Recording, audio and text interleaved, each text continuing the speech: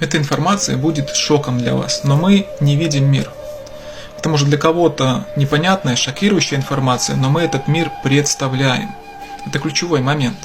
Хотя нам кажется, что мы глазами его видим, но нет, мы его не видим. Глаза просто собирают свет вокруг.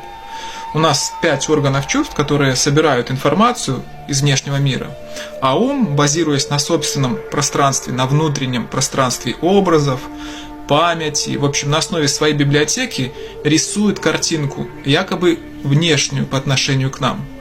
По сути, мы внешнюю реальность визуализируем. Во сне ум тоже рисует другую картинку, поэтому можно сказать, что по сути мы постоянно видим сон. На Востоке это называется майя, иллюзия, а вся духовная практика – это освобождение от сна реальности, или еще говорят пробуждение. Будда буквально значит пробужденный. Больше о пути пробуждения смотри у меня в профиле и в моем телеграм-канале. Намасте.